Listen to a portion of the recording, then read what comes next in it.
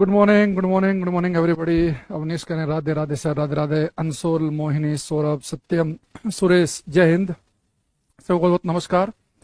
I hope कि आप सभी क्लास स्टार्ट हो गई है। आप मुझे देख पा रहे हैं, सुन पा रहे हैं, और अगर सब कुछ माहौल एकदम बढ़िया चल रहा हो तो मुझे एक बार बताओ कि क्या आपको मेरी आवाज़ साफ सुन रही है, देख पा रहे हैं आप मुझे। ये बेटा आपके बैच में जहां तक मुझे याद आ रहा है, हमने लास्ट क्लास में वेव चैप्टर स्टार्ट किया था ना, तरंग से शुरुआत की थी हमने ना, वेव। और इसके बारे में आपको एक थोड़ा सा एक इंट्रो दे भी चुका हूं वेव के बारे में, कि हमने पढ़ा था कि वेव को हम दो कैटेगरी में डिवाइड कर सकते हैं, है ना। मैकेनिकल वेव, यांत्रिक तरंगे, और non mechanical wave. Mechanical wave के बारे में मैंने आपको बताया होगा कि मैकेनिकल वेव, यांत्रिक तरंगे वो हैं जो केवल मीडियम में ही चल सकती हैं, माध्यम में। और ये मैकेनिकल वेव को हमने दो कैटेगरी में डिवाइड किया होगा, ट्रांसवर्स वेव अनुप्रस्थ तरंग, और फिर लॉन्गिट्यूडनल अनुदैर्घ्य, है ना। फिर उसके बाद मैंने आपको बताया होगा कि साउंड जो है वो मैकेनिकल वेव का एग्जाम्पल है। साउंड वैक्यूम में नहीं चल सकता, और साउंड मैकेनिकल भी कौन सी वेव है, लॉन्गिट्यूडनल। साउंड सबसे तेज सॉलिड में, ठोस में चलता है ना, और सबसे धीरे चलता है गैसों में। अगर सारे ऑप्शन जो हैं हमारे पास गैस के हों तो जिस गैस की डेंसिटी कम होगी उसमें स्पीड ज्यादा होगी, ठीक है। ये बच्चा कह रहा है सर पहले हमें क्लियर कर दो कि एसएससी के एग्जाम के लिए ज्यादा डिटेल में पढ़ना पड़ेगा क्या। जी एस नहीं, एसएससी के लिए आपको बहुत ज्यादा डिटेल में नहीं जाना। जैसे अगर मैं साइंस की बात करूं तो आपको न्यूमेरिकल वगैरह नहीं करने, आपको एक बेसिक बेसिक सा मोटा मोटा आइडिया हर सब्जेक्ट का होना चाहिए। जैसे सीडीएस वगैरह के पेपर में डिटेल में चीजें आ जाती हैं, है ना, बढ़िया। और एसएससी में बहुत ही बेसिक बेसिक चीजें आती हैं। तो एसएससी के लिए आपको हर सब्जेक्ट को पढ़ना तो पड़ेगा, है ना, लेकिन बहुत ज्यादा डिटेल में अगर आप नहीं भी जाएंगे तो भी आपका काम चल जाएगा। उसमें उसमें बहुत डीप न्यूमेरिकल या कॉन्सेप्चुअल क्वेश्चन नहीं पूछता है। बाकी जैसे सीडीएस में, कमांडेंट में, पीसीएस में पूछ लेता है। सबके कमेंट दिखे तो फालतू कमेंट मत लिखो कि मेरा कमेंट नहीं दिख रहा है क्या, है ना। तो ये सबके कमेंट आते हैं, ये कमेंटबाजी मत करो, किया करो क्लास में।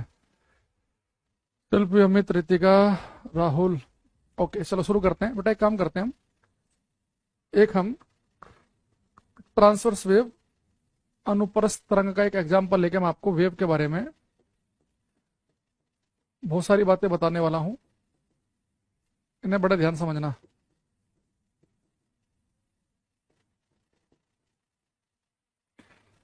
तो अगर आपने कभी ध्यान दिया हो तो बुक में, किताबों में, किसी टीचर को आपने कभी पढ़ाते हुए देखा हो तो टीचर बेटा जब वेव को समझा रहे होते हैं ना, जब बुक में वेव का जिक्र होता है तो आपने देखा होगा कि वेव को कुछ ऐसे बनाते हैं, है ना। ये आपने कुछ ऐसा एक पैटर्न देखा होगा। तो आज हम समझेंगे क्लास में कि भाई हमने पढ़ा क्लास में कि किसी मीडियम में ट्रांसवर्स वेव पैदा हुई, अनुप्रस्थ तरंग। तो ट्रांसवर्स वेव जब किसी मीडियम में बनती है तो मैंने आपको बताया था कि उस मीडियम के पार्टिकल ऊपर नीचे हिलते हैं। ये पार्टिकल ऊपर नीचे हिल रहा है, ये भी ऊपर नीचे, इसके बगल वाला भी।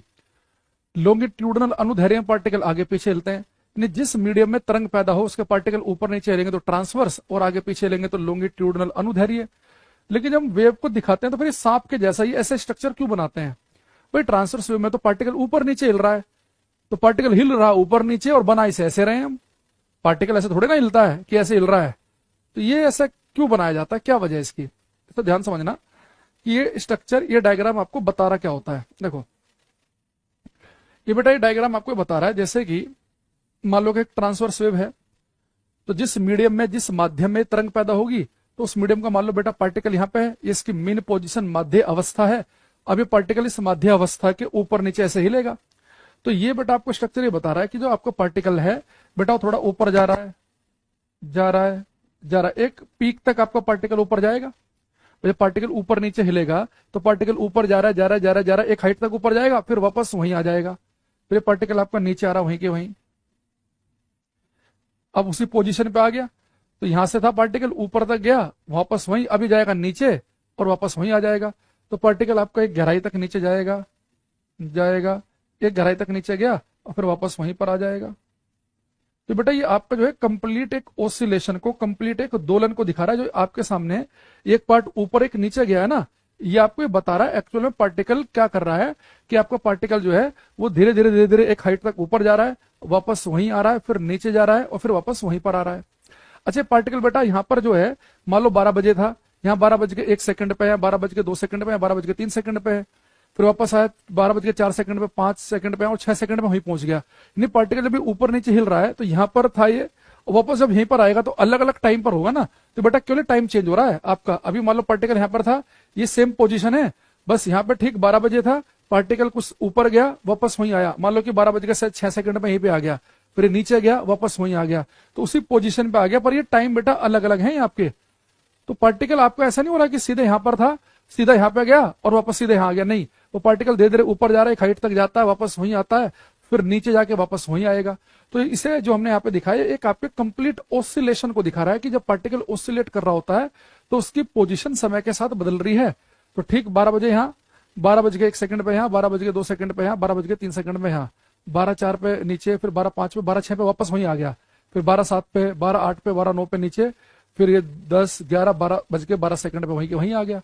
तो ये केवल आपको बता रहा बेटा पोजीशन तो वही की वही है कि पार्टिकल एक हाइट तक गया वापस वहीं आया जहां पे शुरू में था, फिर नीचे गया वापस वहीं आया, तो बेटा सेम पोजीशन है, पर ये अलग अलग टाइम पर है। अच्छा, आपको एक पार्टिकल जो ऑसिलेट करेगा, ऊपर गया वापस वहीं आया, नीचे जाके वापस वहीं आया, उस एक ऑसिलेशन को हमने एक ऐसे पार्ट से दिखाया। पर लेकिन पार्टिकल तो हमारे लगातार ऑसिलेट करते ही रहते हैं, तो इसलिए लगातार हमने इसे कॉन्टिन्यूअस फॉर्म में दिखा दिया। तो जब भी आप आज के बाद किसी वेव को देखो तो आपके दिमाग में जैसे ये डायग्राम देखो, तो इस डायग्राम का मतलब ये नहीं है कि पार्टिकल कुछ ऐसे सांप की तरह भाग रहे हैं, पार्टिकल हिल वैसे ही रहा है ऊपर नीचे ही, बस उसकी पोजीशन पर चल रही है कि धीरे धीरे ऊपर बढ़ रही है, एक हाइट तक गई वापस वहीं आया, पार्टिकल फिर नीचे आ रहा है गहराई तक और फिर वापस वहीं के वहीं आ गया। तो इतना जो हिस्सा है ये कंप्लीट ऑसिलेशन को हमें दिखा रहा है, जो मैंने ग्रीन पार्ट से यहाँ बनाया है। अच्छा बेटा, किसी भी वेव को जैसे हम यहाँ पे बनाएंगे तो पार्टिकल मैक्सिमम जितना हाइट ऊपर तक जाएगा, उसका जो मैक्सिमम जो किस पीक तक हाइट तक मैक्सिमम गया, इस बेटा इस मैक्सिमम पॉइंट को हम लिखते हैं क्रस्ट से, इसे हिंदी में बोलते हैं हम सरंग। जो सबसे बेटा लोवेस्ट पॉइंट होता है सब बोलते हैं हम ट्रफ, गरत। ये हमारा गरत कहलाता है। तो जो ऊपर के जितने भी पॉइंट हैं सारे के सारे हमारे क्रस्ट हैं।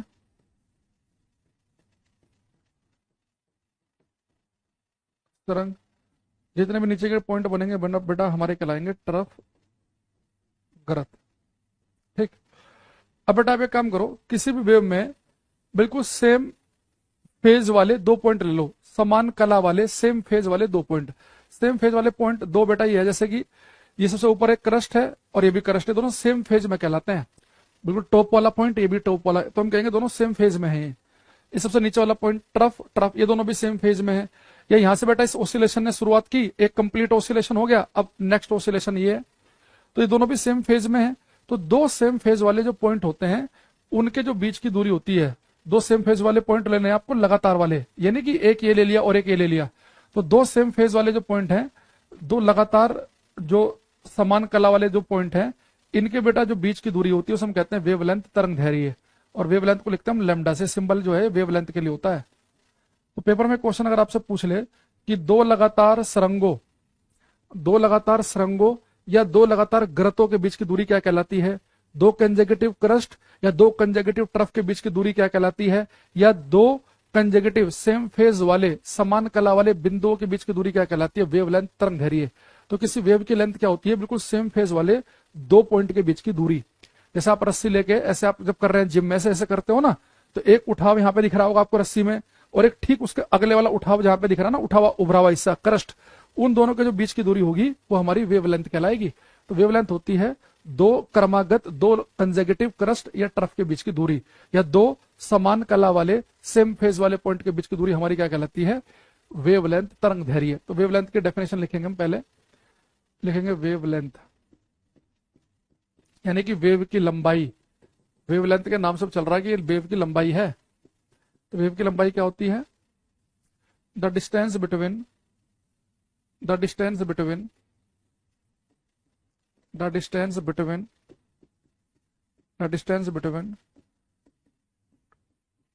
टू कंजेक्यूटिव क्रस्ट और टर्प्स इज कॉल्ड वेवलेंथ। हिंदी में लिखेंगे 2 क्रमागत सरंगों या गरतों के बीच की दूरी, 2 क्रमागत सरंगों या गरतों के बीच की दूरी तरंग दैर्घ्य कहलाती है। क्रमागत यानी कि बेटा लगातार वाले कंजेकेटिव, दो क्रमागत सुरंगों या गृतों के बीच की दूरी तरंग दैर्घ्य कहलाती है। बेटा सिंबल क्या होता है इसका, वेवलेंथ का होता है लैम्डा। अच्छा कोई आपसे पूछ ले कि वेवलेंथ की एसआई यूनिट क्या होती है, इसका एसआई मात्रक क्या है, इंटरनेशनल सिस्टम में वेवलेंथ की क्या यूनिट यूज की जाती है, तो आप क्या बताएंगे, वेवलेंथ की एसआई यूनिट आपको बतानी है। देखते हैं कौन धुरंधर पहले आंसर देगा।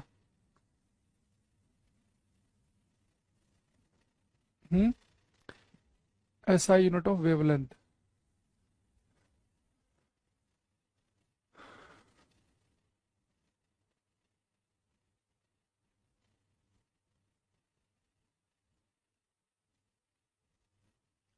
अनवीस का बिल्कुल ठीक आंसर आया है। बेटा वेवलेंथ की जो एसआई यूनिट है ना, ये होती है मीटर। भाई आप खुद सोचो, वेवलेंथ है क्या, डिस्टेंस ही तो है। दो लगातार क्रस्ट या दो लगातार ट्रफ के जो बीच की दूरी है, दो लगातार सुरंगों या दो लगातार गृतों के बीच की दूरी, और दूरी की एसआई यूनिट तो मीटर होती है। आप नापने को दूरी नैनोमीटर में, सेंटीमीटर में, किलोमीटर में भी नाप सकते हैं, लेकिन बेटा इंटरनेशनल सिस्टम में इसकी यूनिट होती है मीटर। हालांकि अगर बहुत ही छोटी वेवलेंथ हो तो उसके लिए हम नैनोमीटर, एंगस्ट्रोम वगैरह का भी यूज करते हैं, पर अगर ऐसा यूनिट आएगा मीटर बताना है तो जितने बच्चे प्रेरणा, धीरज, अमित, हिमांशु, गौतम लिख रहे हैं मीटर, इन सब का सही है।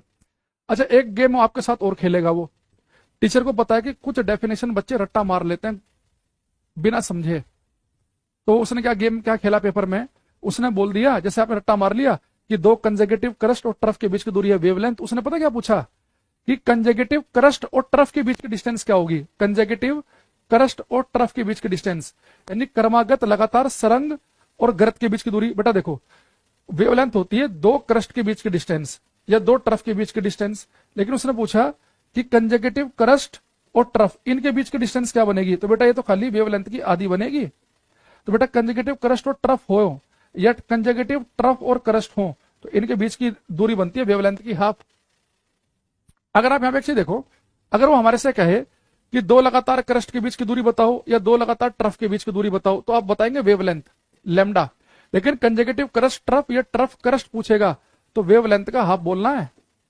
समझ रहे बात को, दो लगातार सुरंगों या दो लगातार गृतों के बीच की दूरी होती है तरंग दैर्घ्य, लेकिन लगातार सरंग और गृत या गृत और सरंग यानी अलग अलग नाम सुने, क्रस्ट ट्रफ या ट्रफ क्रस्ट, तो वेवलेंथ का हाफ दोनों जगह एक ही जैसा दिखे, कंजेकेटिव क्रस्ट या कंजेकेटिव ट्रफ, तो वेवलेंथ बनेगी, है ना। जैसे मैं अगर यहाँ पे नेक्स्ट पेज पे थोड़ा सुंदर सा फोटो बना दूं मैं, तो शायद आप ज्यादा बड़े से समझ पाओ। यहाँ देखो,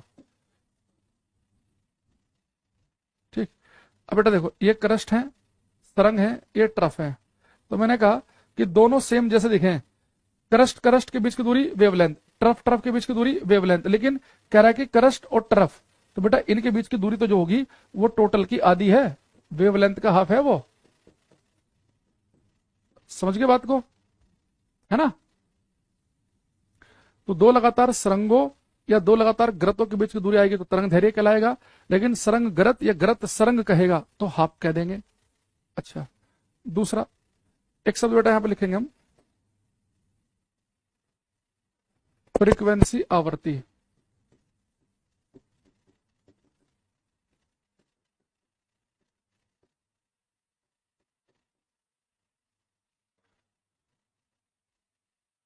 देखो बेटा आप एक बात समझो, जब किसी मीडियम में वेव पैदा होती है, जैसे ट्रांसवर्स वेव का अगर हम एग्जांपल लें, तो जिस मीडियम में वेव पैदा होगी उस मीडियम के पार्टिकल ऊपर नीचे हिलेंगे, लॉन्गिट्यूडल में पार्टिकल आगे पीछे हिलते हैं, तो पार्टिकल्स के ऊपर नीचे आगे पीछे हिलने से वेव पैदा होती है। अब प्रत्येक सेकंड पार्टिकल कितने वाइब्रेशन या कितने ऑसिलेशन या कितने दोलन या कितने अपने साइकिल पूरे करेंगे, वो हमारी कहलाते हैं फ्रीक्वेंसी। फ्रीक्वेंसी वाला होता है पर सेकंड कोई भी काम हो उसे हम फ्रीक्वेंसी कहते हैं। जैसे आपके सर के ऊपर एक पंखा होगा, अगर वो पंखा एक सेकंड में 3 चक्कर पूरे कर रहा है तो हम कहेंगे बेटा इसके पंखे का जो है फ्रीक्वेंसी कितनी है, 3 रोटेशन पर सेकंड है, 3 चक्कर पर सेकंड लगा रहा है। मेरे हाथ में मार्कर है, ये एक सेकंड में अगर 2 बार हिल रहा है तो उसके हिलने की फ्रीक्वेंसी कितनी है, 2 है। तो मान लो कि मैं अगर एक सेकंड में 3 रसगुल्ले खा जाता हूं, आप कहोगे गुरुजी की रसगुल्ले खाने की फ्रीक्वेंसी है 3 रसगुल्ले पर सेकंड, है ना। मैं किसी के गाल पर एक सेकंड में 4 थप्पड़ मार देता हूं, आप कहोगे हमारे गुरुजी एक सेकंड में 4 थप्पड़ मार देते हैं, उनकी फ्रीक्वेंसी है 4 थप्पड़ पर सेकंड। तो पर सेकंड, प्रत्येक सेकंड कोई भी काम हो फ्रीक्वेंसी है। ऐसे जिस मीडियम में वेव पैदा हो रही है उस मीडियम के पार्टिकल एक सेकंड में कितने ऑसिलेशन पूरे कर लेंगे, एक सेकंड में कितने वाइब्रेशन पूरे कर लेंगे, या एक सेकंड में आपसे बोल दे कि हिंदी में कितने दोलन कंप्लीट कर लेंगे, वो फ्रीक्वेंसी कहलाएगी। भाई जिस मीडियम में वेव चल रही है उस मीडियम के पार्टिकल ऊपर नहीं चल रहे हैं, पार्टिकल एक सेकंड में 10 वाइब्रेशन पूरे किए तो फ्रीक्वेंसी 10, और एक सेकंड में 500 बार हिल गया तो फ्रीक्वेंसी 500। तो पर सेकंड कितने ऑसिलेशन कंप्लीट किए जा रहे हैं पार्टिकल्स के द्वारा, वो हमारी कहलाती है फ्रीक्वेंसी। तो लिखेंगे the number of oscillations, the number of oscillations, the number of oscillations by the particles of medium, by the particles of medium is called wave frequency।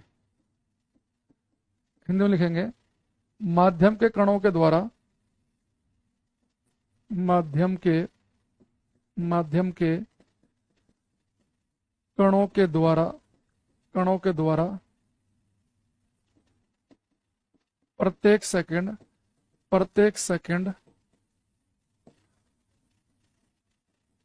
दोलनों की संख्या, प्रत्येक सेकंड दोलनों की संख्या आवृत्ति कहलाती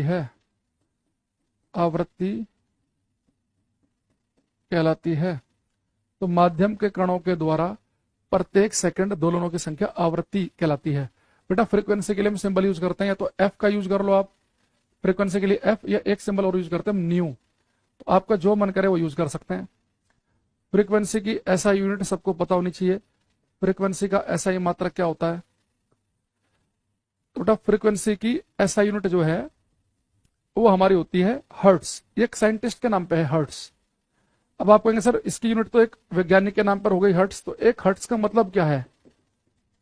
बेटा एक हर्ट्स का मतलब होता है पर सेकंड, यानी कि 1/सेकंड। देखो फ्रीक्वेंसी की जो यूनिट है बेटा वो होनी चाहिए थी 1/सेकंड होनी चाहिए थी, कि पर सेकंड कोई भी काम हो फ्रीक्वेंसी है ना। तो नंबर ऑफ ऑसिलेशन या नंबर ऑफ वाइब्रेशन पर सेकंड जो भी होंगे उसको हम फ्रीक्वेंसी कहते हैं। तो इसकी जो यूनिट होनी चाहिए थी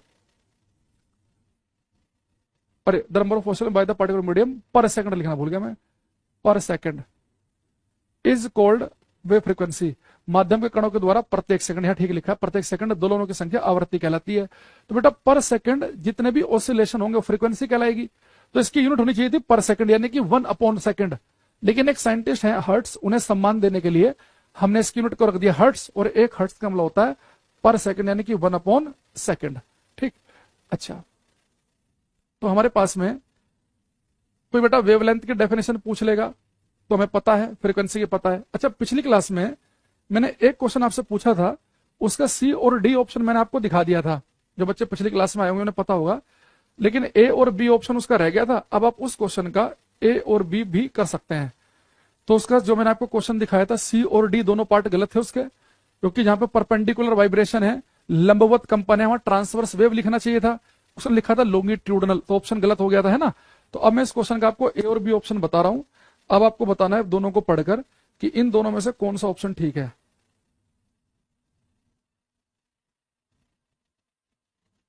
ए सही है कि बी सही है? क्वेश्चन नंबर 17 दोनों ऑप्शन पढ़ के बताएंगे कि ए सही है कि बी सही है।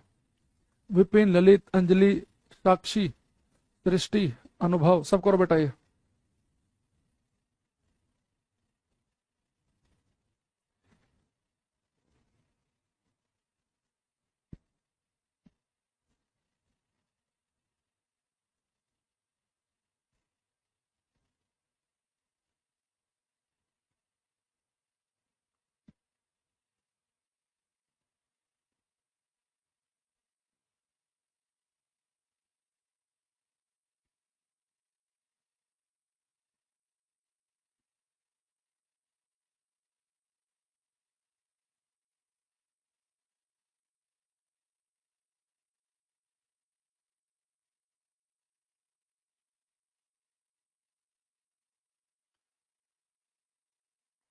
हम्म, अमन, लित, प्रेरणा, अंकित, रिया, कुछ आंसर हमारे पास आ रहे हैं। बेटा अगर आप पहला ऑप्शन देखो, इसने क्या लिखा है कि frequency of A wave is the number of oscillation of each constituent particle. Constituent particle का मतलब बेटा कि मीडियम जिन कणों से मिलकर बना है वो कण प्रत्येक इन द वाइब्रेटिंग मीडियम पर मिनट। ये कह रहा है कि फ्रीक्वेंसी किसी वेव की ये है कि माध्यम के कण जो है प्रत्येक मिनट कितने कंपन करेंगे। बेटा मैंने आपको डेफिनेशन में प्रत्येक मिनट नहीं लिखवाया, पर सेकंड लिखवाया, तो ये ऑप्शन गलत हो गया। सी में बी में क्या लिखा है, the minimum distance between two point in A wave having the same phase. तो बेटा सेम फेज वाले दो पॉइंट के बीच की मिनिमम डिस्टेंस कैसे बनेगी। पर देखो सेम फेज में तो ये भी है क्रस्ट ये सारे सेम फेज वाले हैं, सारे टॉप वाले पॉइंट हैं सारे सेम फेज में है। तो मिनिमम डिस्टेंस कब बनेगी, जब हम लगातार वाले दो लेंगे। तो दो लगातार वाले सेम फेज के जो पॉइंट हैं उनके बीच की डिस्टेंस होती है वेवलेंथ, यानी कि बी ऑप्शन हमारा करेक्ट है। आपको पता है क्वेश्चन एसएससी का है, ये टीजीएल का। एसएससी में कई बार अच्छे क्वेश्चन आ जाते हैं और ऐसे क्वेश्चन जनरली सीडीएस में पीसीएस में हमें देखने को मिलते हैं कि भाई उसने एक ही क्वेश्चन में फ्रीक्वेंसी की डेफिनेशन पूछ ली कि आपको पता होना चाहिए कि फ्रीक्वेंसी जो है वो क्या है कि प्रत्येक सेकंड कितने ऑसिलेशन हो रहे हैं। उसने वेवलेंथ की भी अच्छी डेफिनेशन पूछ ली कि दो सेम फेज वाले पॉइंट के बीच की मिनिमम डिस्टेंस, और यही क्वेश्चन मैंने आपको पिछली क्लास में दिखाया था। उसने ट्रांसवर्स और लॉन्गिट्यूडिनल की डेफिनेशन भी सेम क्वेश्चन के अंदर पूछ ली है। तो ये जनरली पैटर्न सीडीएस के क्वेश्चन का होता है कि वो ऐसे चार अलग अलग स्टेटमेंट लिख के क्वेश्चन बना देगा कि सेम क्वेश्चन में फ्रीक्वेंसी भी आ गया, वेवलेंथ भी आ गया, ट्रांसवर्स वेव भी आ गया, लॉन्गिट्यूडिनल भी आ गया। ये दोनों क्वेश्चन हम पिछली क्लास में डिस्कस कर चुके हैं, तो इस पर हम टाइम खराब नहीं करेंगे, है ना। तो कई बार हमें जो अच्छे क्वेश्चन होंगे वो हम अलग अलग जगह से हर जगह से उठाएंगे, ठीक है।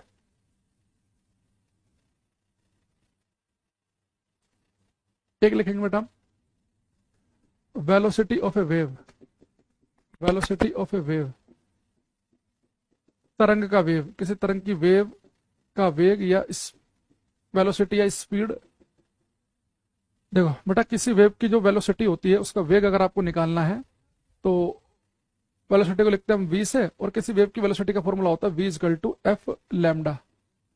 यानी अगर पेपर में आपको किसी वेव की फ्रीक्वेंसी और वेवलेंथ दोनों दे रखी हो, उसकी आवृत्ति भी दे रखी हो और उसकी तरंग दैर्घ्य भी दे रखी हो, दोनों दे रखी हो, है ना। तो अगर किसी वेव की वेलोसिटी भी आपके पास में है, सॉरी फ्रीक्वेंसी आवृत्ति भी है और वेवलेंथ तरंग दैर्घ्य भी, अगर दोनों आपके पास में है, फ्रीक्वेंसी और वेवलेंथ दोनों, तो उसकी वेलोसिटी आप निकाल सकते हैं। v equal to f lambda इसका फॉर्मूला है, और वेलोसिटी की यूनिट होती है मीटर पर सेकंड। इसका मैं क्वेश्चन दिखाऊंगा आपको, यूपीएससी के कमांडेंट के पेपर में आया था एक ऐसा क्वेश्चन। उससे पहले वो हरियाणा में भी आ चुका है, उससे पहले रेलवे ग्रुप डी में भी आ चुका है। तो यूपीएससी कमांडेंट में आया तो सीडीएस वगैरह में भी आ सकता है ना, क्योंकि यूपीएससी लेता है सीडीएस का पेपर भी।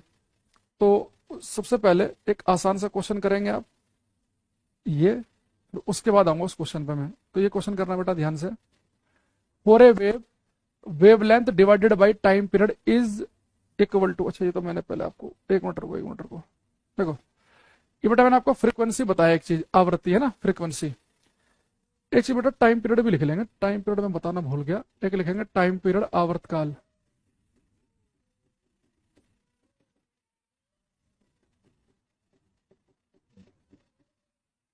इसे लिखते हैं टी से।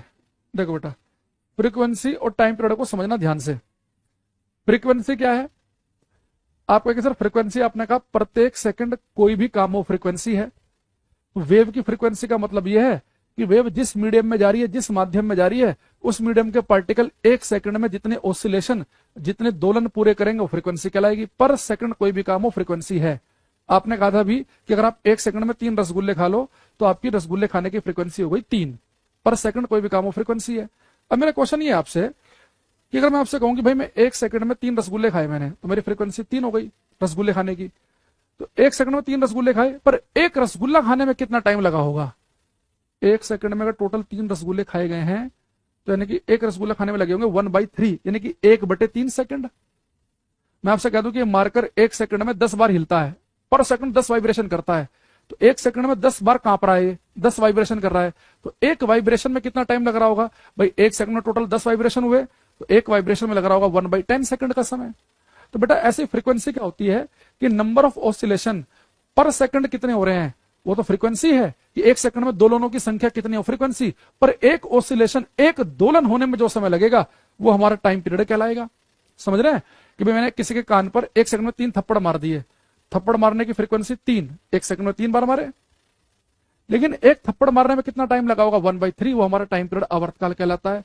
तो पर सेकंड 100 वाइब्रेशन हो रहे हैं तो फ्रीक्वेंसी 100, पर एक वाइब्रेशन को होने में कितना समय लगा होगा, 1/100, है ना। तो टाइम पीरियड का डेफिनेशन लिखेंगे, the time taken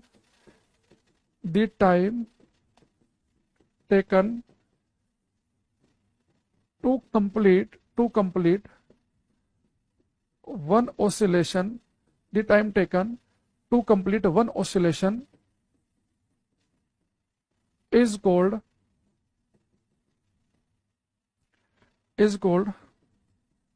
time period of wave। Hindi में लिखेंगे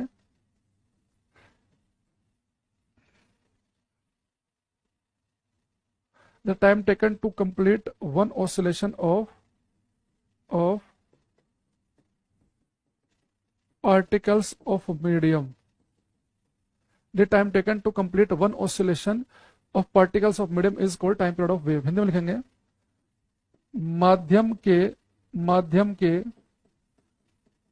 कणों को एक दोलन पूर्ण होने में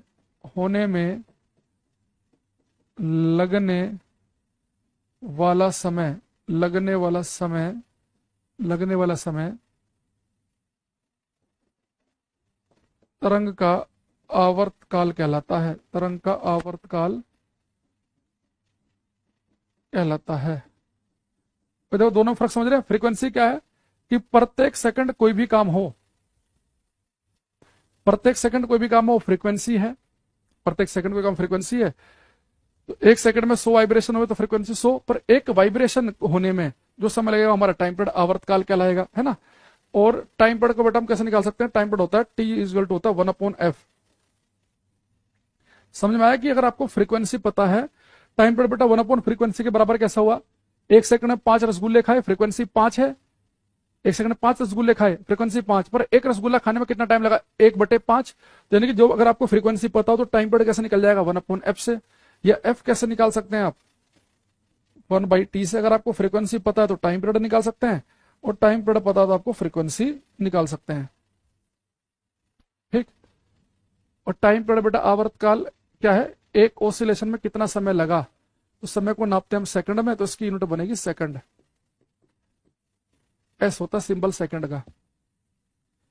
भाई टाइम पीरियड में और फ्रीक्वेंसी में फर्क समझ पा रहे हैं, बहुत आसान शब्दों में बताया मैंने कि अगर आप एक सेकंड में मान लो कि 4 चिप्स खा जाते हैं, तो एक सेकंड में जो भी काम होगा फ्रीक्वेंसी, 4 चिप्स खाए तो आपकी चिप्स खाने की फ्रीक्वेंसी 4, पर एक चिप्स खाने में कितना समय लगेगा, 1/4 सेकंड, 1/4 सेकंड।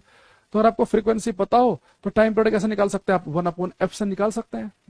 अब हमें पता चल गया कि एक मीडियम में वेव पैदा हुई, तो उस मीडियम के पार्टिकल पर सेकंड जितनी बार हिलेंगे फ्रीक्वेंसी है, एक बार हिलने में जो समय लगेगा वो टाइम पीरियड है। दो सेम फेज वाले पॉइंट के बीच की दूरी निकालेंगे तो वेवलेंथ कहलाएगी। और किसी वेव की वेलोसिटी, कितनी तेजी से डिस्टर्बेंस आगे बढ़ रहा है, किसी वेव की वेलोसिटी का फॉर्मूला होता है v equal to f lambda, है ना। अब यहां से एक क्वेश्चन जो आपसे पूछ रहा था, आप इसका आंसर बताएंगे क्या होगा, ये करना सबको करना है।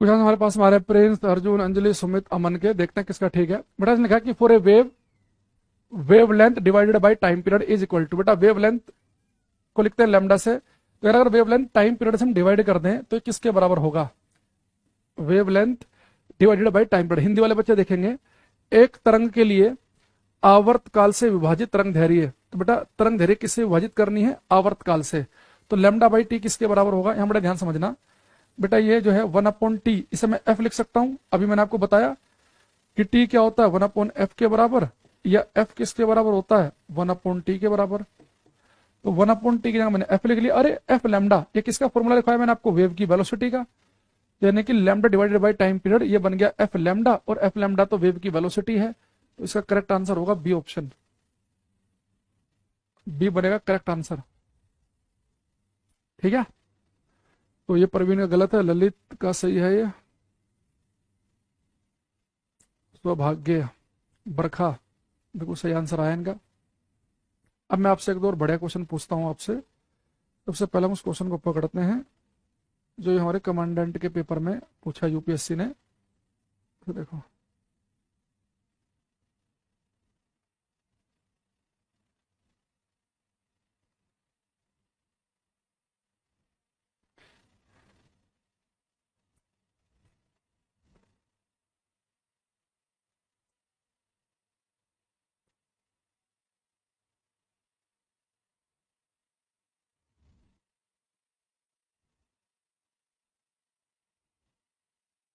ये क्वेश्चन करो। हम्म, शिल्पी, अमन, बरखा, दीपा सब करेंगे ट्राई। क्वेश्चन का नंबर लिखेंगे पहले 20, ये केवल ऑफ लिखा है तो इसमें कंफ्यूज मत होना, जो सिंबल के नीचे आ गया है ऑफ, करो ये। हाँ बोलो भाई विपिन, क्या दिक्कत है।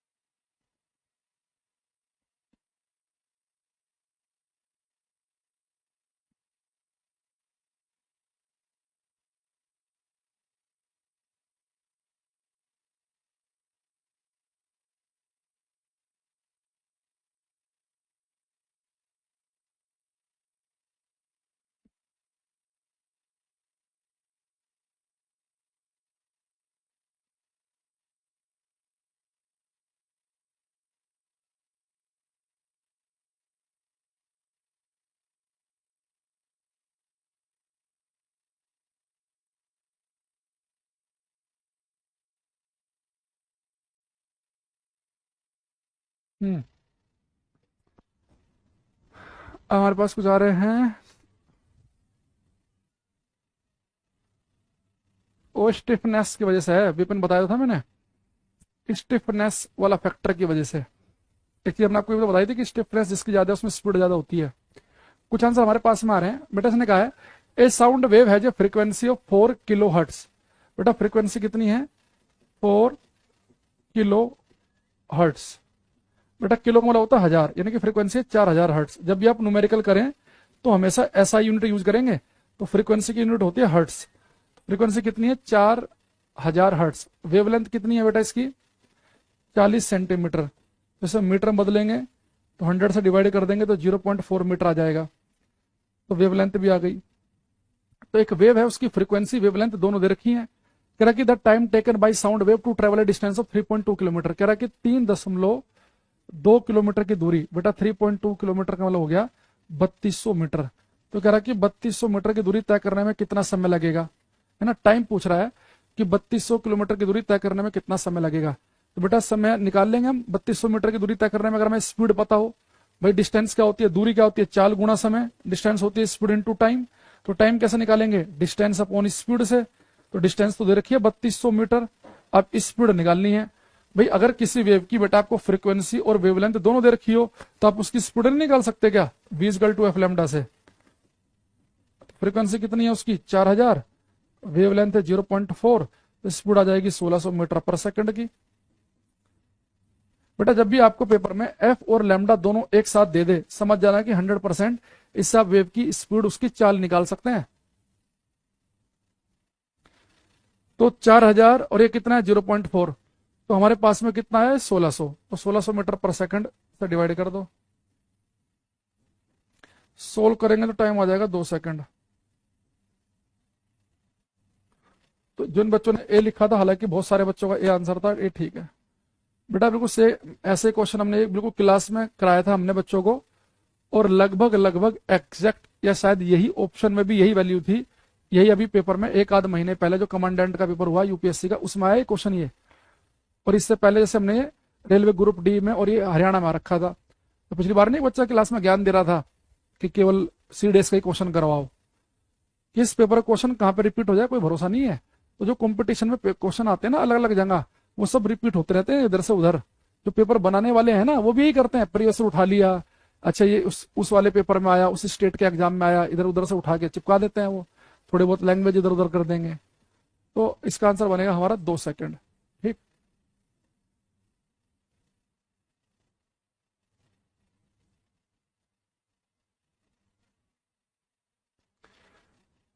एक क्वेश्चन आपसे अगर इसमें हो,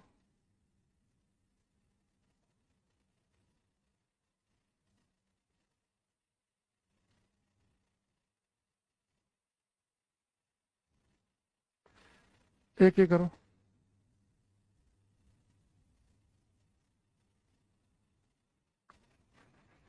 हाँ तो डेंसिटी अफेक्ट करती है, तो इसलिए फिर जिसकी डेंसिटी विपिन ज्यादा होगी उसमें स्पीड कम आ जाएगी। डोमिनेंट फैक्टर होता है स्टिफनेस।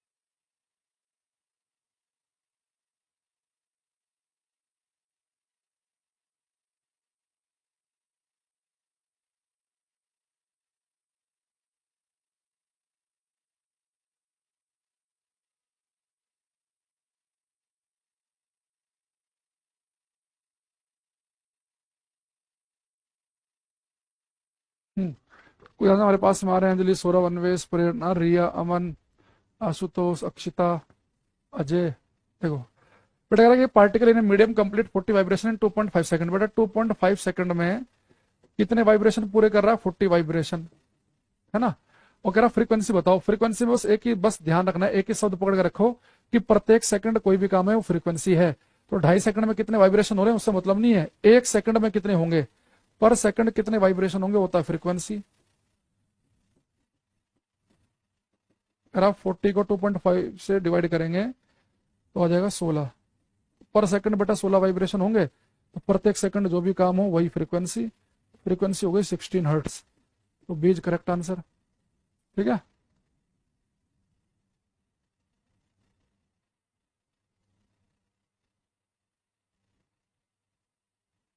ये क्वेश्चन मैंने अभी आपको पूछा था ना क्लास में, पेपर में आया क्वेश्चन है। What is the distance between A crust and A consecutive trough. तो बेटा डिस्टेंस किसके बीच में पूछ रहा है? एक crust and A consecutive trough, crust और ट्रफ के बीच की। तो लगातार क्रस्ट और ट्रफ के बीच की दूरी बतानी है। तो कंजेकेटिव क्रस्ट और ट्रफ के बीच की दूरी होती है वेवलेंथ की हाफ। और वो कहता दो कंजेकेटिव क्रस्ट या दो कंजेकेटिव ट्रफ तो वेवलेंथ बनता, है ना। तो इसका आंसर क्या आएगा हमारा? C option, half of the wavelength. ये भी किसी एग्जाम का ही क्वेश्चन है।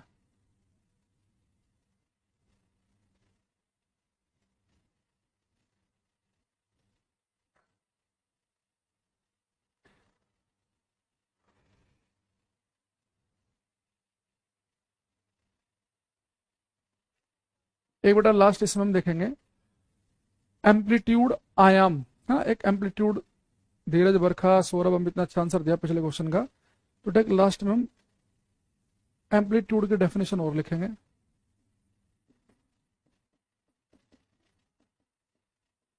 एम्पलीट्यूड आयाम। देखो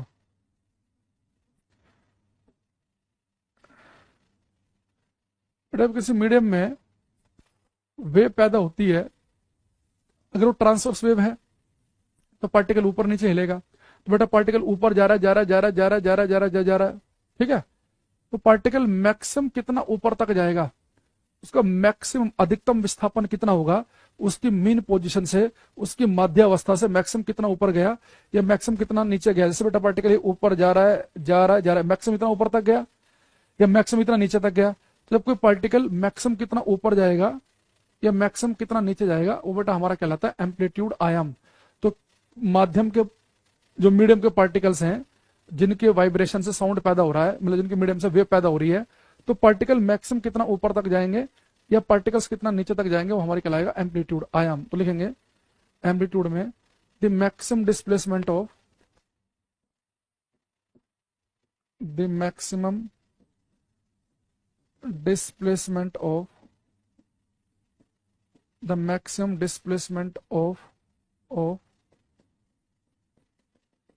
particles of medium, the maximum displacement of particles of medium from their mean position is called amplitude of wave। Hindu लिखेंगे माध्यम के कणों का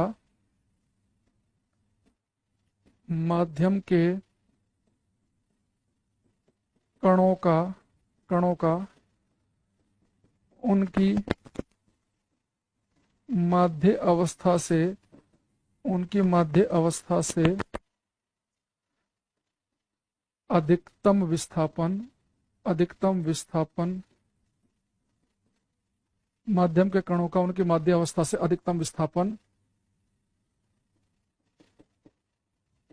तरंग का आयाम कहलाता है। तरंग का आयाम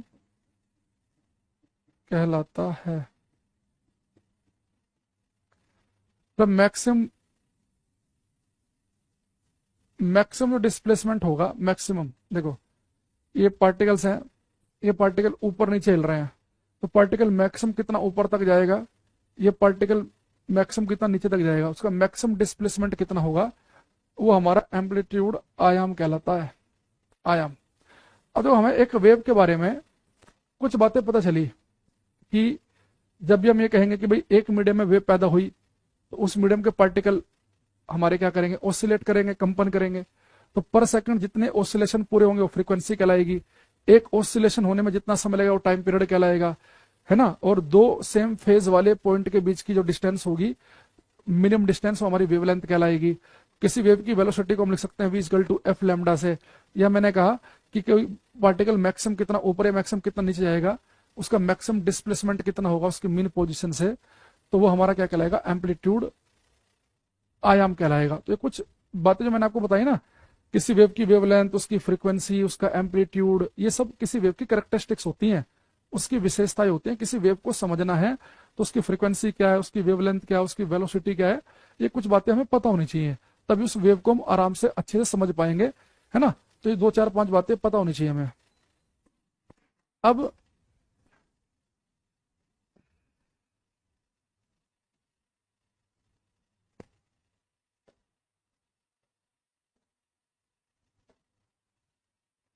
एक बच्चा कह रहा है कि वेव की बेटा डेफिनेशन यही है। वेव का मतलब क्या है, किसी मीडियम में वेव पैदा हुई तो उस मीडियम के पार्टिकल है तो ऊपर नीचे हिलेंगे, आगे पीछे हिलेंगे, वो पार्टिकल वहीं के वहीं हिलते रहते हैं, आगे नहीं बढ़ते। जैसे पार्टिकल आगे पीछे हिल रहा है लॉन्गिट्यूडनल अनुदैर्ध्य तरंग में, बस अपनी एनर्जी अगले वाले पार्टिकल को देगा, वो आगे बढ़ेगा, वो अपनी एनर्जी वाले आगे देगा, वो आगे बढ़ेगा। तो वेव क्या है, ए disturbance which travel in a medium without disturbing the medium, बिना मीडियम को डिस्टर्ब किए हुए, बिना माध्यम को डिस्टर्ब किए हुए एनर्जी का आगे की तरफ बढ़ना, ये बेटा हमारा वेव है। वेव क्या है, a wave is something in which energy travel without disturbing the medium. तो तरंग क्या है, जिसमें बिना माध्यम को डिस्टर्ब किए, यानी पार्टिकल जो है वो मोशन में नहीं आएंगे, बिना मीडियम को डिस्टर्ब किए हुए एनर्जी का आगे बढ़ना, एनर्जी का ट्रेवल करना। बेटा हम कह रहे हैं ना डिस्टर्बेंस आगे बढ़ना, एक्चुअल में एनर्जी है वो। तो एनर्जी जो आगे बढ़ती है, जो डिस्टर्बेंस आगे ट्रेवल करता है, वही तो हमारी वेव है। एम्पलीट्यूड का कोई फॉर्मूला नहीं, एम्पलीट्यूड एम्पलीट्यूड होता है, इसे ए से लिखते हैं हम।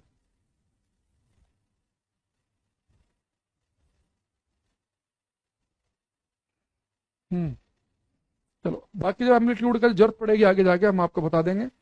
अभी हम यहाँ पे लिखेंगे हम ऑडिबल फ्रीक्वेंसी रेंज। ऑडिबल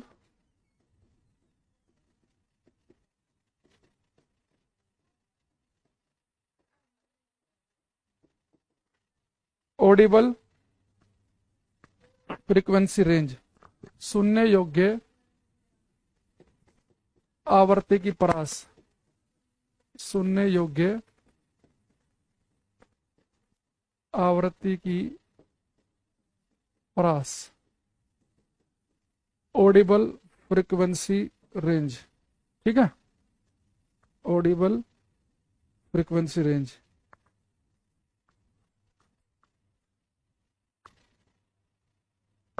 देखो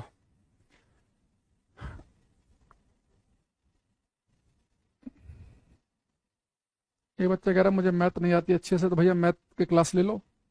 अब इसमें हम क्या कर सकते हैं, मैथ नहीं आती तो क्या उपाय है? जी मैथ मुझे अच्छे से नहीं आती, तो इसका बताओ जी, ये उपाय है।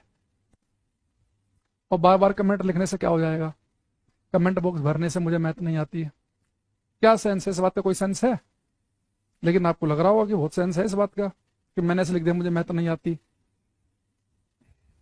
देखो अब बेटा जब ये साउंड जो हमें सुनता है ना, मेरी आवाज आपको सुन रही है, किसी ढोलक की, गिटार की, पियानो की, बाजे की, आपको आवाज सुन रही है, साउंड सुन रहा है। और हम पढ़ चुके हैं साउंड तो एक वेव है ना? साउंड क्या है? एक वेव, तरंग। कौन सी वेव? मैकेनिकल लॉन्गिट्यूडनल, यांत्रिक अनुदैर्घ्य तरंग। यानी साउंड मीडियम में चलेगा और मीडियम के पार्टिकल आगे पीछे हिलेंगे। अच्छा, कोई भी वेव उसकी तो फ्रीक्वेंसी होती है, आवृत्ति होती है, कि भाई वेव जिस मीडियम में चल रही होगी उस मीडियम के पार्टिकल प्रत्येक सेकंड, है ना, प्रत्येक सेकंड जितने कंपन पूरे करेंगे उसकी फ्रीक्वेंसी होती है। तो मेरा क्वेश्चन ये है कि जो साउंड हमें सुनता है, चाहे ढोलक की आवाज हो, पियानो की हो, मेरी हो, किसी भी जानवर की आवाज हो, तो जो ऑडिबल साउंड है जिसे हम सुन सकते हैं, उसकी रेंज क्या है? हम कहां से लेकर कहां तक की फ्रीक्वेंसी का साउंड सुन सकते हैं? परास का होता है रेंज, तो कहां से कहां तक की फ्रीक्वेंसी साउंड हम सुन सकते हैं। ठीक है, तो आपको बताना है। तो ऑडिबल फ्रीक्वेंसी रेंज जो है, ये बहुत ही फेमस क्वेश्चन है, सबको पता होगा इसका आंसर। वैसे तो ऑडिबल फ्रीक्वेंसी रेंज होती है बेटा 20 हर्ट्ज से लेके 20,000 हर्ट्ज तक की। मनुष्य के कान उसी आवाज को, उसी ध्वनि को, उसी साउंड को सुन सकते हैं जिसकी फ्रीक्वेंसी 20 हर्ट्ज से ज्यादा हो लेकिन 20,000 से कम हो। यानी फ्रीक्वेंसी की जो रेंज है, रेंज समझते हो ना? एक बच्चा तो ये कहता है ये रेंज क्या होती है? भैया रेंज ऐसा होता है, मैं आपसे कहूं कि भैया मैंने टी शर्ट पहन रखी है, इसकी कितने रुपए की होगी, क्या रेंज है इसकी? कई बार नहीं तुम कपड़े लेने जाते हैं तो कपड़े वाले पूछता है भाई साहब आपकी रेंज कितनी है, आप कहाँ तक का? तो आप कहते हैं भाई कि आप मुझे 800 से 1200 रुपए के रेंज वाले कपड़े दिखा दो। रेंज का मतलब होता है मिनिमम वैल्यू, एक मैक्सिमम। तो आपको सर आपने जो टी शर्ट पहन रखी है इसकी रेंज जो है 800 से 1200 रुपए है, ये मिनिमम 800 रुपए की हो सकती है और मैक्सिमम 1200 की। या आप कह सकते हो 200 से 400 रुपए की रेंज होगी इसकी, या 2000 से 2500 होगी। तो जो भी आपके दिमाग को लगे, तो रेंज में होता है मिनिमम वैल्यू, एक मैक्सिमम वैल्यू। ठीक है, तो अगर आपसे कोई पूछा जाए कि जो ऑडिबल फ्रीक्वेंसी रेंज है, हम कहां से कहां तक की फ्रीक्वेंसी का साउंड सुन सकते हैं, तो हम बोलेंगे 20 से लेके 20,000, यानी मिनिमम 20 और मैक्सिमम 20,000। तो कई बार वो 20,000 ना लिखकर लिख देगा ऐसे 20 किलो हर्ट्ज। किलो का मतलब होता है बेटा 1000। तो मनुष्य के कान उसी साउंड को सुन सकते हैं जिसकी फ्रीक्वेंसी 20 हर्ट्ज से लेके 20,000 हर्ट्ज के बीच में हो। 20 से लेके 20,000, है ना? 20 हर्ट्ज से लेके 20,000 हर्ट्ज के बीच में, 20 हर्ट्ज से 20 किलो हर्ट्ज के बीच में। ये बेटा हमारी क्या है? Audible frequency range. लेकिन ये क्वेश्चन आजकल आना बंद हो गया है, पूरे ब्रह्मांड को इसका आंसर पता है 20 से लेके 20,000। वो आप क्या पूछता है आजकल कि अगर फ्रीक्वेंसी 20 हर्ट्ज से कम रह जाए तो उसे आप क्या कहेंगे? अब 20,000 से ज्यादा है तो उसे क्या कहेंगे? तो बेटा अगर फ्रीक्वेंसी 20 हर्ट्ज से कम की हो, 20 से कम, तो इसे हम कहते हैं इंफ्रासोनिक साउंड। इंफ्रासोनिक, हिंदी में से हम कहते हैं अपसर्वे। अगर बेटा फ्रीक्वेंसी 20,000 से ज्यादा हो तो इसे हम कहते हैं अल्ट्रासोनिक परा सर्वे।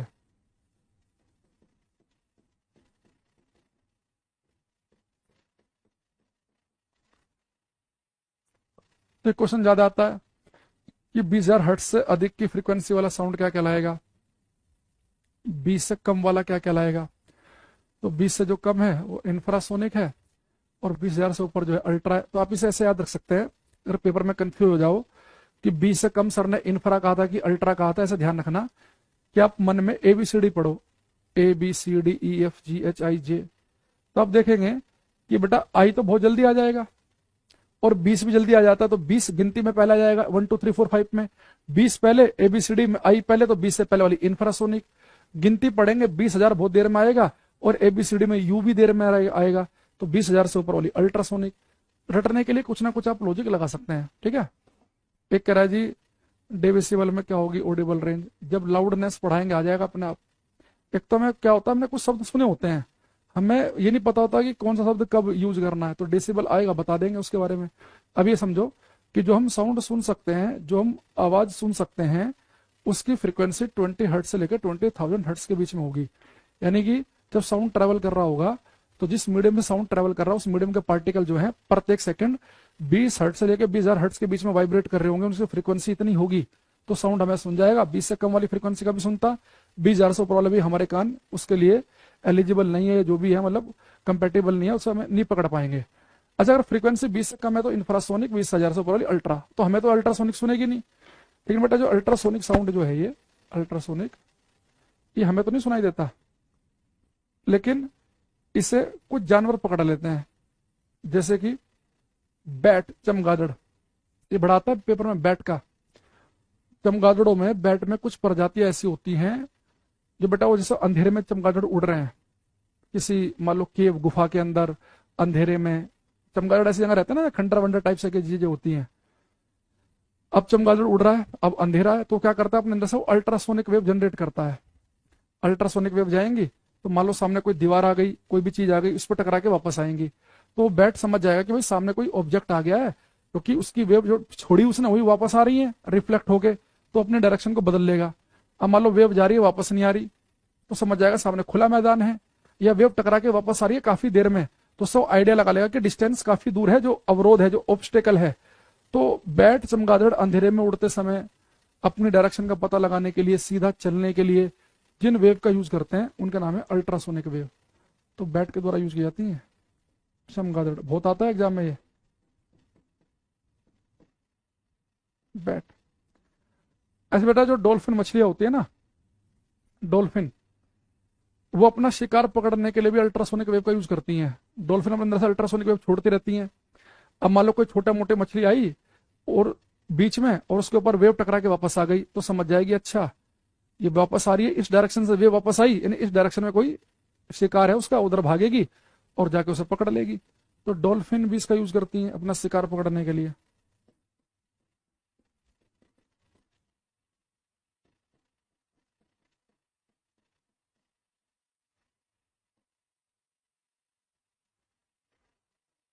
डॉल्फिन, शायद खाली एन आएगा, डॉल्फिन, ठीक है।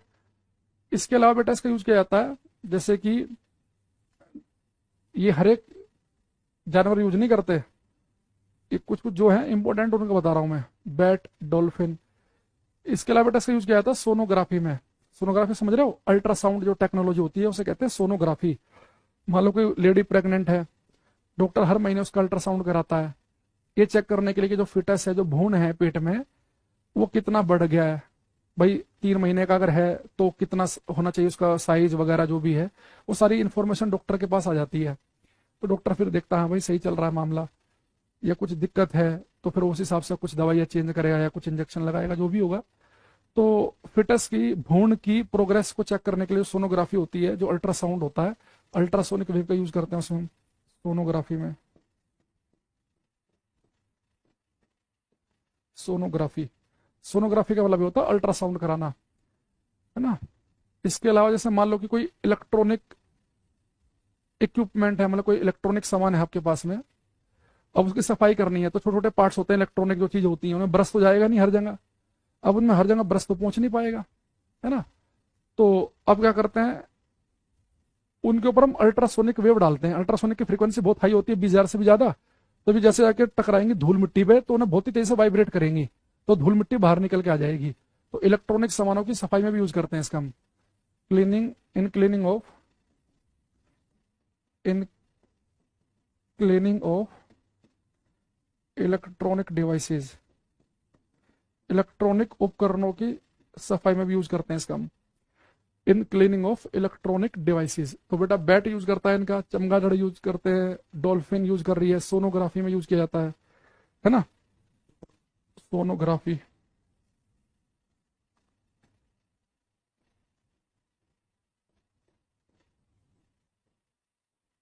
इन क्लीनिंग ऑफ इलेक्ट्रॉनिक डिवाइसेस। एक हम आगे पढ़ेंगे अलग से डिटेल में, सोनार सिस्टम में भी यूज करते हैं इसका हम। सोनार में, सोनार का मैं बताऊंगा। सोनार का काम होता है पानी के अंदर, जैसे पानी की गहराई का पता लगाना, है ना, समुद्र कितना गहरा है, या हमारे वाटर एरिया में कोई दुश्मन की पनडुब्बी सबमरीन छिपी हुई तो नहीं बैठी, तो वो सारी बातें हम पढ़ेंगे सोनार में। तो पानी के अंदर की चीजों की लोकेशन का पता लगाने के लिए सोनार सिस्टम का यूज करते हैं। तो सोनार सिस्टम हो, सोनोग्राफी हो, इलेक्ट्रॉनिक सामान की क्लीनिंग करनी हो, डॉल्फिन, बैट वगैरह, सब जगह किसका यूज किया जाता है, अल्ट्रासोनिक वेव का। ये इतने याद रखने हैं, इससे बाहर कुछ याद नहीं रखना अल्ट्रासोनिक में, ठीक है। ये सोनार को हम अलग से पढ़ेंगे इस चैप्टर के बिल्कुल एंड में। अब इधर आए बेटा इंफ्रासोनिक। तो बेटा जो इंफ्रासोनिक साउंड है, जिसकी फ्रीक्वेंसी 20 हर्ट्ज से भी कम है, 20 से भी कम, तो इसे जो है वो जानवर पकड़ लेते हैं जिनकी बड़े बड़े कान होते हैं, जैसे कि हाथी, गैंडे, वेल मछलियां, वो इंफ्रासोनिक साउंड को कैच कर लेते हैं। ऐसा कहा जाता है कि मतलब जो एनिमल वाले जान वो साइंटिस्ट वगैरह हैं, उन्होंने पता लगाया कि जब कोई हाथी के परिवार में, एलिफेंट की फैमिली में कोई बंदा एक्सपायर हो जाता है, उसकी डेथ हो जाती है, तो सारे एलिफेंट जो है ना उसका एक घेरा बना के खड़े हो जाते हैं ना, देखा भी होगा आपने कई बार।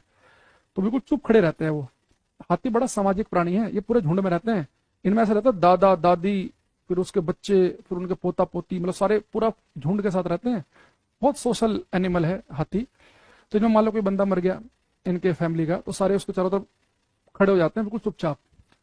तो उस समय चुपचाप नहीं खड़े होते, वो एक्चुअल में आपस में कम्युनिकेशन कर रहे होते हैं, सांत्वना दे रहे होते हैं एक दूसरे को।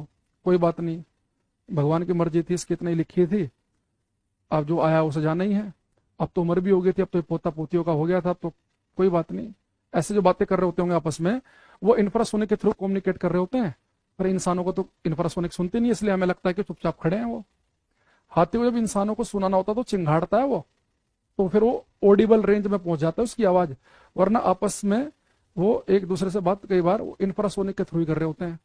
और जो गैंडे होते हैं वो तो आपस के कम्युनिकेशन ही करते हैं 0 से लेकर 5 हर्ट्ज तक की फ्रीक्वेंसी में। तो हाथी, गैंडे, बेल, मछलियां ये इंफ्रासोनिक का यूज करते हैं आपसी कम्युनिकेशन के लिए।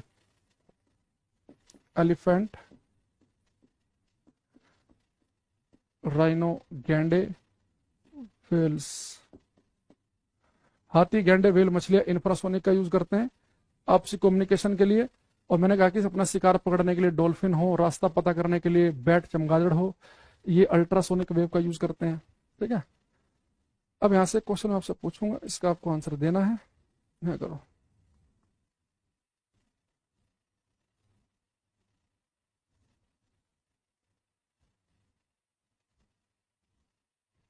ये क्वेश्चन करना।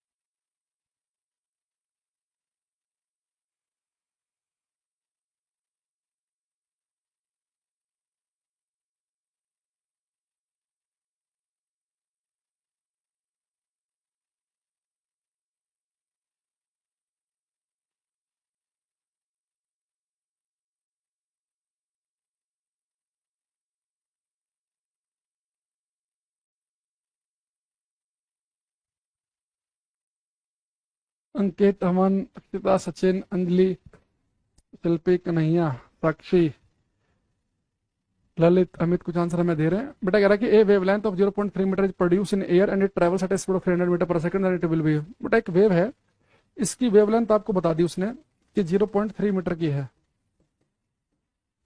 वेवलेंथ मीटर में नापते हैं, ठीक दे रखा है। स्पीड दे रखी है 300 मीटर पर सेकंड, तो स्पीड मीटर पर सेकंड में नापते हैं, ठीक है। तो कह रहा है कौन सी वेव है, ऑडिबल है, अल्ट्रा है, माइक्रोवेव की इंफ्रा है। आप कहेंगे सर आपने ऑडिबल है, अल्ट्रा या इंफ्रा है, आपने हमें बताया था फ्रीक्वेंसी के आधार पे कि फ्रीक्वेंसी 20 से कम है तो वो इंफ्रा हो जाएगी, 20,000 से ज्यादा है तो अल्ट्रा है, और 20 से 20,000 के बीच में तो ऑडिबल है। अब फ्रीक्वेंसी तो हमें दे नहीं रखी, तो भैया काम करो ना, वी और लैम्डा दे रखा है, तो वेव की फ्रीक्वेंसी निकाल लो, v equal to f lambda. F क्या हो जाएगा, वी बाई लैम्डा के बराबर। तो v की वैल्यू है 300 metre per second, wave length है 0.3 मीटर की। सोल्व करेंगे बेटा, फ्रीक्वेंसी आ जाएगी इसकी 1000 हर्ट्स। तो बेटा 1000 हर्ट्स क्या है, 20 से ज्यादा है, 20,000 से कम है। जो ललित, अक्षिता, पलक, धीरज, रामपाल दे रहे हैं ऑडिबल वेव है ये, क्योंकि इसकी जो फ्रीक्वेंसी है वो 1000 हर्ट्स है। भाई किसी वेव के बारे में आप कैसे बता पाएंगे, उसकी फ्रीक्वेंसी चेक कर लो, 20 से ज्यादा की है, 20,000 से कम की, यानी कि ऑडिबल है ये। अगर फ्रीक्वेंसी आती 12-13 तो इन्फ्रा क्या देते, 30,000 35,000 आती तो फिर आपको पता ही है कि उसे हम क्या देते, अल्ट्रा। माइक्रोवेव ये हो नहीं सकती, मैं आगे बताऊंगा आपको। माइक्रोवेव की जो स्पीड होती है ना, वो लगभग लगभग 3 लाख किलोमीटर पर सेकंड होती है, तो इतनी कम है, तो ये माइक्रोवेव तो वैसे भी नहीं है। तो हमें इन तीन में से छांटना था, तो इन तीन में से कौन सी है ऑडिबल, ठीक है। जैसे अगर यहाँ पे हम देखें,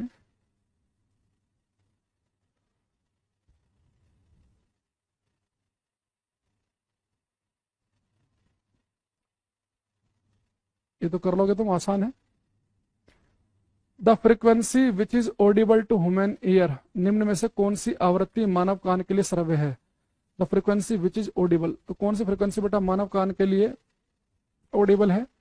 तो 10 हम नहीं सुन सकते, 30,000 नहीं सुन सकते, मोर देन 30,000 भी, यानी कि बी आंसर है इसका। 15,000 हर्ट्स है ना, 15,000 आंसर आएगा इसका, 15,000। समझ गया।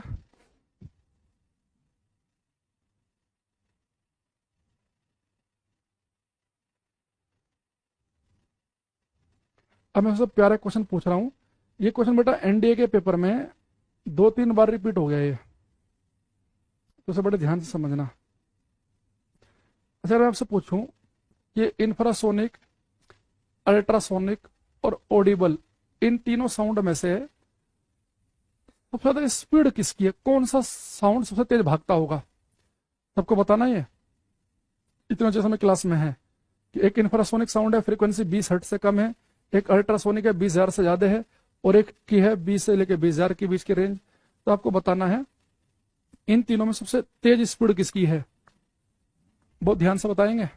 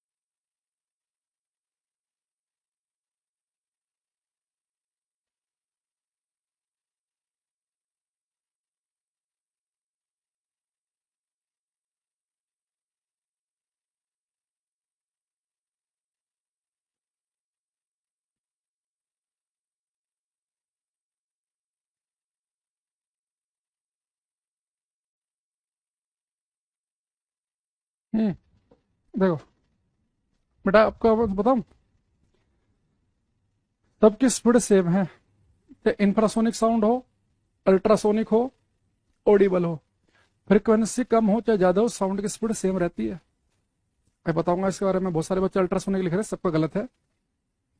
अब एक बात अभी इसमें समझो, जो ऑडिबल साउंड है जिसकी फ्रीक्वेंसी है 20 से लेकर 20,000 हर्ट्ज की, अब ये समझना कि बेटा ऐसे ढोलक की आवाज है, गिटार की, एक बाजे की, एक पियानो की है, सबसे अलग अलग फ्रीक्वेंसी का साउंड निकलता होगा। भाई जैसी जो फ्रीक्वेंसी मेरे मुंह से आवाज की है वही फ्रीक्वेंसी लड़की की आवाज की नहीं है, वही चिड़िया की आवाज के लिए, वही ढोलक की नहीं है, वही बाजे की नहीं, वही गिटार की नहीं है, सब अलग अलग फ्रीक्वेंसी का साउंड निकाल रहे हैं। लेकिन आप एक प्रोग्राम में जाओ, म्यूजिकल कोई कंसर्ट हो रहा हो, कहीं पे प्रोग्राम चल रहा हो म्यूजिकल, उसमें अगर 500 लोग भी 500 अलग अलग टाइप के इंस्ट्रूमेंट बजा रहे हो ना, तो सारे इंस्ट्रूमेंट की आवाज एक साथ हमारे कान के पर्दे पहुंचती है, इसलिए म्यूजिक को एंजॉय कर पा रहे हैं। अगर फ्रीक्वेंसी कम ज्यादा होने से स्पीड भी कम ज्यादा हुआ करती ना, तो कोई साउंड जल्दी हमारे कान में पहुंचता, कोई बाद में पहुंचता, मिसमैच हो जाता, कोई धुन बनी ना पाती। फ्रीक्वेंसी कम हो ज्यादा हो, साउंड बेटा सेम स्पीड से भागता है। अच्छा, अब दिक्कत क्या है हमारे साथ में, हम यहाँ पे लॉजिक लगाते हैं ये वाला कि साउंड की स्पीड होती है v equal to f lambda, है ना, और हम सोचते हैं कि भाई जिसकी फ्रीक्वेंसी ज्यादा होगी उसकी स्पीड भी ज्यादा होगी। बेटा ये काम पता कब होता है कि इसके बढ़ने पे बढ़ेगा, इसके घटने पे घटेगा। अगर फॉर्मूले में जो आपको बाकी चीज दिख रही है अगर वो कांस्टेंट हो, बेटा ऐसा नहीं होता। देखो होता क्या है, ये एफ इजकल टू अगर मैं लिखूं तो वी बाई लैम्डा हो जाएगा। एक्चुअल में होता क्या है कि जिस वेव की फ्रीक्वेंसी ज्यादा होती है ना, उसकी वेवलेंथ कम होती है। अगर आप कभी रस्सी लेंगे अपने हाथ में, उस रस्सी को ऐसे करना, ऐसे ऐसे करना, ठीक है। अगर बेटा मान लो कि रस्सी को जब आप ऐसे कर रहे हैं, पार्टिकल बहुत ही आराम से ऊपर नीचे हो रहे हैं, यानी 1 सेकंड में कम पार्टिकल ऊपर नीचे हो रहे हैं, फ्रीक्वेंसी कम है, तो अब देखना ये पीक आपको दूर दूर दिखेंगे, वेवलेंथ ज्यादा दिखेगी। जब रस्सी को पूरी स्पीड से आप ऐसे करते हो ना, फ्रीक्वेंसी बहुत हाई होती है, तो जो आपको पीक दिखते हैं ना, चोटा ये जो दिखती है, चोटियां दिखती है, बहुत ही नजदीक नजदीक दिखेंगी। कभी आप ट्राई करना, हाथ से रस्सी को आराम आराम से ऐसे करोगे तो वेवलेंथ बहुत दूर, ये वाला पीक यहाँ दिख रही है और दूसरी यहाँ वेवलेंथ बहुत ज्यादा दिखेगी। तो फ्रीक्वेंसी और बेटा वेवलेंथ एक दूसरे के होते हैं इनवर्सली प्रोपोर्शनल, स्पीड कांस्टेंट रहती है। जिस वेव की फ्रीक्वेंसी बहुत ज्यादा है उसकी वेवलेंथ होती है कम, जिसकी फ्रीक्वेंसी कम उसकी वेवलेंथ ज्यादा, दोनों की मल्टीप्लाई करके कांस्टेंट वैल्यू बनती है।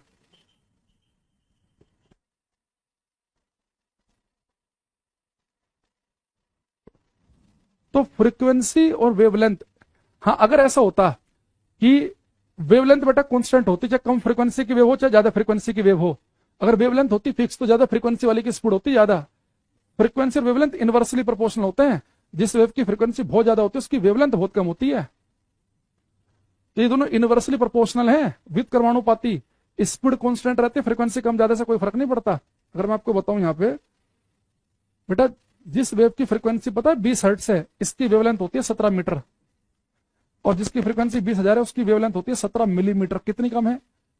अब यहाँ पे देखना, आप खुद समझना बेटा, जिसकी फ्रीक्वेंसी है 20 हर्ट्ज उसकी वेवलेंथ है 17 मीटर, तो स्पीड निकालोगे v equal to f lambda से कितनी आएगी, 20 गुणा 17, तो स्पीड आ गई 340। अब यहां जाओ, जिस वेव की फ्रीक्वेंसी 20,000 है उसकी वेवलेंथ बहुत कम होती है 17 मिलीमीटर। इसे मीटर में बदलेंगे तो 10 की पावर -3 की मल्टीप्लाई करनी पड़ेगी। तो इसकी स्पीड निकालो v equal to f lambda से, एफ कितना है 20,000, वेवलेंथ है 17 मिलीमीटर, तो -3 3 पावर गई, तो यहाँ पे भी कितना आ गया 340 ही आ गया। यानी जिसकी फ्रीक्वेंसी 20 हर्ट्ज है उसकी स्पीड भी 340 आई, जिसकी फ्रीक्वेंसी 20,000 है उसकी भी कितनी आई 340 आई। क्यों? जिसकी फ्रीक्वेंसी बहुत ही कम थी 20, उसकी वेवलेंथ ज्यादा थी 17 मीटर, जिसकी फ्रीक्वेंसी बहुत ज्यादा है 20,000 उसकी वेवलेंथ कम है 17 मिलीमीटर। तो बेटा स्पीड जो है वो फ्रीक्वेंसी पे डिपेंड करती नहीं है। इंफ्रासोनिक, अल्ट्रासोनिक, ऑडिबल तीनों साउंड सेम स्पीड से भागते हैं। क्वेश्चन मिल सकता है पेपर में, तो लिखेंगे यहाँ पे हम speed of sound does not depend on frequency। ध्वनि की चाल आवृत्ति पर निर्भर नहीं करती है, ध्वनि की चाल आवृत्ति पर निर्भर नहीं करती। Speed of sound does not depend on frequency. Audible sound infrasonic sound and ultrasonic sound all travel with same speed, ये जरूर लिख लेना ताकि रिवीजन करते समय कंफ्यूजन ना हो। हिंदी लिखेंगे सर्वे ध्वनि कोमा अपसर्वे ध्वनि और परासर्वे ध्वनि सभी समान चाल से चलती हैं। सर्वे अपसर्वे परासर्वे सभी समान चाल से चलती हैं। Audible sound, infrasonic sound, ultrasonic sound all travel with same speed. बेटा जो सर्वे ध्वनि है उतनी तेजी से चलती है परासर्वे, उतना ही तेजी से चलती है अपसर्वे। सभी समान चाल से चलती हैं। All travel with same speed. आई बात समझ में? ये इंफ्रा हो, अल्ट्रा हो, ऑडिबल हो, जिसकी फ्रीक्वेंसी बहुत ज्यादा होती है उसकी वेवलेंथ बहुत ज्यादा कम हो जाती है। जैसे यहां देखो आप, इसकी फ्रीक्वेंसी है 20,000, उसकी वेवलेंथ मात्र 17 मिलीमीटर ही है। मिलीमीटर मीटर का 1000वां हिस्सा होता है। जिसकी फ्रीक्वेंसी कम है 20, उसकी वेवलेंथ ज्यादा है 17 मीटर। तो एफ लैम्डा मल्टीप्लाई करेंगे एफ और लैम्डा की तो एक सेम वैल्यू चलेगी। ठीक, चलो बाकी हम नेक्स्ट क्लास में कंटिन्यू करेंगे इससे आगे। तो इसमें आगे हम पढ़ेंगे लाउडनेस, ध्वनि की प्रबलता, सुपरसोनिक ऑब्जेक्ट पढ़ेंगे, एको प्रतिध्वनि पढ़ेंगे, है ना, रिवर्बरेशन गूंज, इसी चैप्टर में आएगा। तो मिलते हैं कल की क्लास में। आज के लिए इतना ही। Thank you, bye, take care everybody, bye everyone.